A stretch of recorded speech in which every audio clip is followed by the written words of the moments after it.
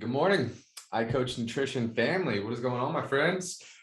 Today's topic for the podcast is we're going to be diving into how to improve your sleep, both from a quantity standpoint and a quality standpoint.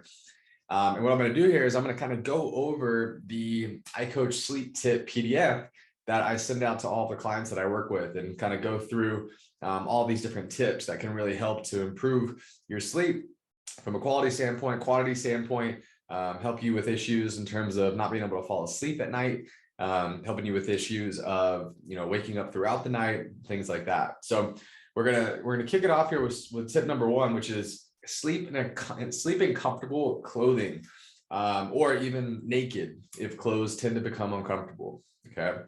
Number two is going to be make sure your room is cool with some source of circulating air, like a fan or an open window, as long as it's not too noisy outside. Some researchers feel that the perfect temperature for sleeping is around 68 degrees Fahrenheit. Okay, so look at your thermometer there in the house. Make sure that your temperature in your room or in your house just in general there is around that 68 degree mark. Number three is going to be darken your room with ambient light. Darken your room if ambient light is an issue, right? So street lights, the full moon, you can purchase like some dark shades or curtains, and then having a dark room is definitely necessary to optimizing your melatonin output. Okay.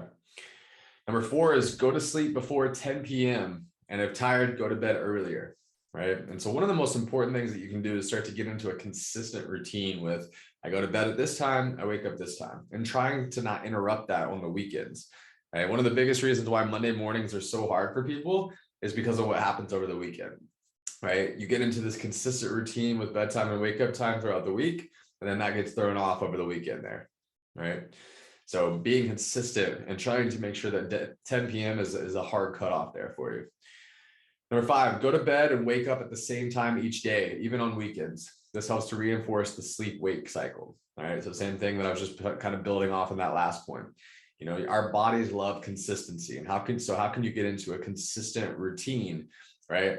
You work out at the same time every day, you wake up at the same time, you go to sleep at the same time, you eat breakfast, lunch, and dinner at the same time, right? The more consistent that you can get with your routine, the more automated it gets, the more of a system it starts to become in your life, right? And that way you're not just constantly in reactive mode, you're in this proactive state. Proactiveness leads to consistency, right? Next, number six, have a bedtime routine that involves a relaxing activity that signals to your body that you're getting ready for sleep, right? So this is going to be a shower or a bath, reading a book, listening to relaxing music, foam rolling, stretching, things like that. Essentially helping you to kind of shift from being in that sympathetic nervous system to parasympathetic nervous system, in terms of stimulating the sympathetic into stimulating the parasympathetic. Also, with that point, we want to make sure that we're cutting out any cognitive work at least an hour before bedtime, right? Giving your brain time to unwind and calm down, right? So if you're somebody that is working at night consistently, you're on the computer there, you're on your phone, you're working into the late hours of the night, try to cut that off at least an hour before you go to bed so that you can allow your body to make that shift from, again, being stimulated, right, to being relaxed, right? Number seven, caffeine, right? And so make sure that you're not consuming caffeine in the evening. Okay, so this could be coffee, it could be tea, it could be different, beverages there that are caffeinated, like, Coke or different things like that. So trying to cut that off, trying to keep that to like morning time, trying to shut that off by, 12 o'clock or 2 p.m. each day there. Okay. Number eight, herbal teas, such as, well, there's a lot of different herbal teas out there, so we'll just leave it at herbal teas. Herbal teas and other sleep promoting teas are okay in the evening. These things can help, and even sometimes kind of give a placebo effect as to the fact that you drinking it is just one of those habits that in your head is helping you to calm down and get more tired, get sleepier, and able to be able to go to bed faster there, essentially, right? Number nine, turn off computers, TV, video games, and other visually oriented electronics before 8 p.m. at night. Okay, so if at all possible, do not engage in work that is mentally trying or stressful after 8 p.m. This will allow for a more peaceful transition to bedtime. Okay. And so if you enjoy watching TV in the evening, avoid disturbing images or emotionally charged programs. Okay. So watching things like, whatever, Law and Order, right? Or a scary movie or something before you go to bed, it's probably not the best idea. All right. Number 10, no strenuous exercise. So cardio, weights, power yoga, nothing like that in the evening after dinner. Try to stop any heavy exercise at least 2 to 3 hours before bed. Again, exercise is something that stimulates your sympathetic nervous system, that fight or flight mode, right? So if you're somebody that's having issues falling asleep at night or being able to kind of settle into being tired and being able to actually go to bed before 10 p.m. at night, well, if you're working out at night, that could definitely be affecting you, especially if you're using like a pre-workout in terms of having that caffeine later in the day, right? That could definitely affect you there for sure. Okay, number 11, remove night lights and other electronics from the room. So if you must have them, then keep cell phones or iPads, tablets, things like that, at least 10 feet from your bed in order to reduce the EMF emissions, right? That electromagnetic field emissions there. And then, I suggest putting your phone on airplane mode for the night. And that way you're not having, dings from text messages or social media or obviously anybody, calling you there as well.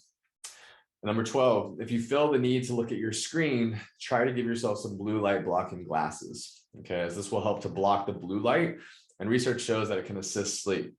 If you strain your eyes looking at screens all day, these might also be worth a shot to wear during the day there. Okay, so sometimes you see me wearing these glasses right here. These aren't actually real glasses. I don't actually need glasses to see. These are blue light blocking glasses there. And so I am on the computer or my phone literally all day, every day. And so if I'm going to be on it for a really long time period, excuse me, then I like to actually wear those there, even though I look kind of ridiculous with them. All right. So number 13, if you cannot fall asleep, then get up and do something else, such as meditating or deep breathing exercises. Mentally recite a prayer or a mantra if worried about something and your mind cannot relax. Keep a notepad next to your bed. Write down the thoughts and things that you may need to do for the next day, otherwise known as like a brain dump. This allows you to release it from your mind without worrying that you will forget it tomorrow. Okay. Number 14, keep in mind that the stressors of the day can often seem amplified at night while we are lying in the dark, preserving or a dark space there, right? Thinking about the next day's events, right? So try letting them go. Nothing will be resolved in the night and will only make tomorrow more stressful with a lack of sleep. Okay. 15. Meditation can also help with sleep, even for 5 minutes before bed. So you can fall asleep to some specific sleep meditations. There's a lot of apps out there like Insight Timer, Headspace, Calm. So if you've never checked out any of those apps, definitely check those out.